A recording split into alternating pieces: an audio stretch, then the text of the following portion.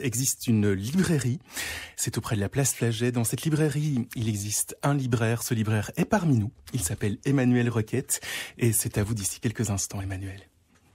Temps de pause. Alors Emmanuel, rebonjour. Rebonjour Fabrice, rebonjour Anne, rebonjour Pascal. Vous nous venez, Emmanuel, avec un livre, bien entendu, un livre donc aux éditions Alia, livre écrit par David Grann. Oui. Connaissez-vous William Alexander Morgan ? Évidemment. Alors là, vous cassez mon entame complètement. Je suis désolé. Un choix intriguant, en tout cas, par rapport à des choix que vous nous avez déjà proposés. Donc, on est dans de la littérature américaine et du biopic, j'ai envie de dire. Oui, de la non-fiction, plus exactement. Alors, William Alexander Morgan, né en 1928 à Cleveland, dans l'Ohio, d'un père qui est directeur financier, donc un bon poste, aisé, directeur financier dans une grande entreprise électrique américaine, je citerai pas laquelle, d'une mère qui est femme au foyer, catholique pratiquante, dévote, voire bigote, donc un contexte familial très aisé, très confortable, très aimant aussi. Il n'a pas vraiment de soucis de ce côté-là. Il va vivre à Toledo, il va aller à l'école à Toledo, il sera très rapidement considéré comme ce qu'on appelle un élève surdoué. Malheureusement pour ses professeurs, il sera moins tenté par l'étude que la lecture et l'aventure, surtout l'aventure. Et il va connaître très rapidement, il va avoir très rapidement maille à partie avec la justice. Des petits vols, des petits larcins, un petit peu de trafic de drogue, du trafic d'armes aussi, très gentiment pour l'instant. Il est encore tout jeune, mais du port d'armes prohibé, du vol de voiture et surtout beaucoup de fugues. C'est quelqu'un qui passera assez peu de temps finalement dans le domicile familial.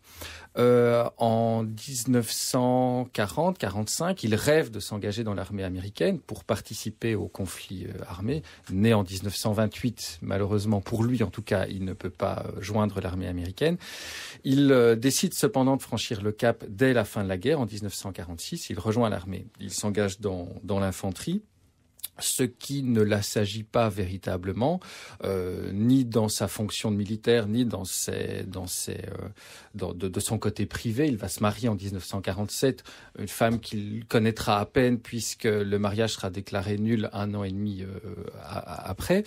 Pendant ce temps, il va quand même faire la connaissance d'une hôtesse germano-japonaise lors de l'un de ses engagements en Asie, femme avec laquelle il va avoir un enfant, craignant de ne pouvoir voir cet enfant puisqu'il est illégitime et qui plus est au sortir de la guerre une jeune femme germano-japonaise.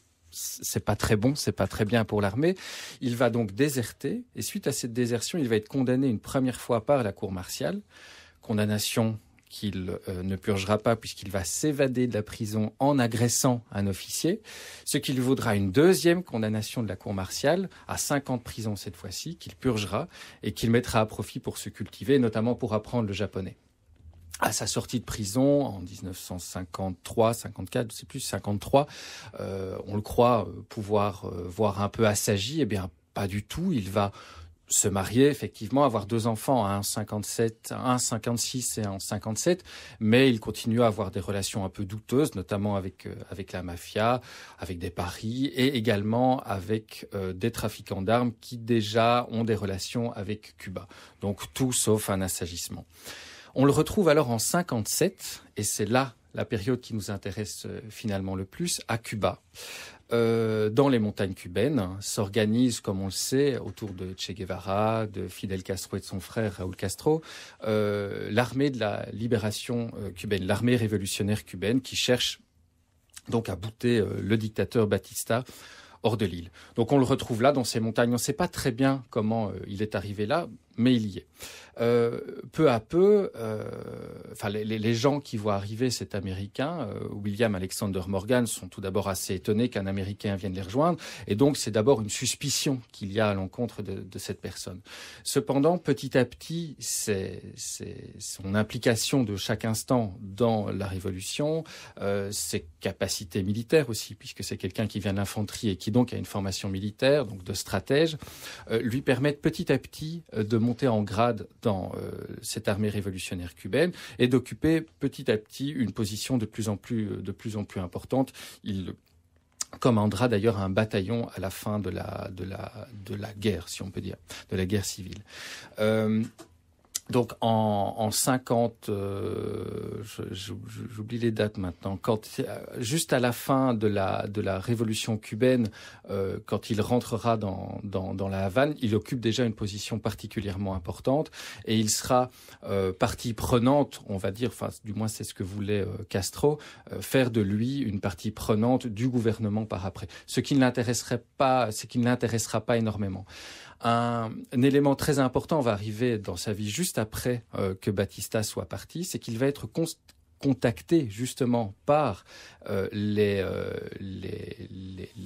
membres du régime en fuite, en exil à Saint-Domingue, tout simplement parce qu'ils le reconnaissent comme américain, donc anticommuniste, donc anti-soviétique, et donc ils se disent « Ah ben là, c'est un point éventuellement d'accord pour le travailler au corps, pour en faire un traître ». Il va faire semblant d'accepter leurs propositions, accepter même des dons d'argent, et puis éventer tout simplement cette tentative de contre-coup d'État de manière particulièrement spectaculaire, juste au moment où l'arrivée des troupes de Saint-Domingue débarquait à la Havane. Cela lui vaudra pour la première fois une renommée non seulement à Cuba, puisqu'il s'affrait héros national par Castro, mais également un début de renommée internationale. Alors, je ne vais pas aller plus loin dans cette histoire, on se rend compte déjà à quel point elle est rocambolesque, à quel point elle est folle. On peut se demander même si c'est pas un roman que je viens vous raconter. Ah bah oui, donc c'est un personnage de roman, mais c'est un personnage réel qui a réellement existé. Tout à fait réel. Et c'est justement là le point d'ancrage du livre de David Grann. Alors, le livre ne s'arrête pas là, il continue un peu après, parce qu'il y a toute une histoire d'amour aussi, qui est elle aussi tout à fait réelle. Donc je ne vais pas éventer la fin, contrairement au contre-coup d'État, laisser un peu de suspense, hein, c'est un peu du teasing. Mais David Grann, ce qui l'intéresse dans ce personnage, c'est finalement moins le personnage en tant que tel que notre rapport à ce personnage. C'est-à-dire que quand on écoute ce que je viens de dire de cette histoire, tout comme quand on lit le livre, ça interroge véritablement notre rapport au réel. Ce qu'on recherche à la lecture du livre, c'est une raison, c'est un pourquoi aux agissements de William Alexander Morgan. Comment se fait-il qu'un fils de famille plutôt riche, confortable, de bonne éducation aimante, puisse à un moment, non pas nécessairement chercher l'aventure, commettre des larcins, mais simplement s'engager dans une révolution avec laquelle il n'a strictement rien à faire. Enfin, on ne peut pas concevoir cela. Et donc, on cherche des raisons. Alors, les raisons que l'on cherchait, on se dit, il était agent pour la CIA, ou agent double, peut-être pour les soviétiques ou pour les communistes, ou alors, il y avait un intérêt financier. Soit il était encore lié avec la mafia, soit c'était un agent qui avait décidé de travailler à son propre compte. Rien ne tient. Et c'est justement ça que démontre David Grann, c'est que grâce à la déclassification d'une partie de tous les documents de la CIA sur le sujet, on se rend compte que non, toutes ces explications ne tiennent absolument pas. Son comportement ne peut être donc expliqué ni par l'endoctrinement, ni par une foi quelconque, ni par l'intérêt, ni même par la folie. Il était totalement sain d'esprit. Et nous, en tant que lecteurs, en tant qu'observateurs de cette vie-là, on est un peu désemparé. C'est pas les explications qu'on pourrait trouver naturelles, c'est pas un roman non plus. Et pourtant, donc, tout est vrai, tout est là. Et ce que nous dit finalement David Grann, c'est que pour réellement comprendre ce personnage hors du commun, il faut justement sortir de notre propre système de référence. Et c'est véritablement ça, la leçon de cette histoire-ci. Et pour le mieux illustrer finalement ce qui peut encadrer ce personnage, les raisons de son action, il faut se référer à sa propre parole. Et en cherchant dans les lettres que ce personnage avait écrit à sa famille, il retrouve cette phrase-ci qui est magnifique. Je la cite. Pourquoi je suis ici? Donc, pourquoi je suis ici à la Havane, à Cuba? Pourquoi je suis ici? Je suis ici parce que, selon moi, le plus important pour un homme libre est de protéger la liberté des autres. Quand toutes les explications ne permettent pas de fonder les raisons d'un homme, on est quand même un peu forcé, malgré tout, de faire confiance à sa propre parole. Et c'est ça, un des grands messages, entre guillemets, je pourrais dire, du livre de David Grann.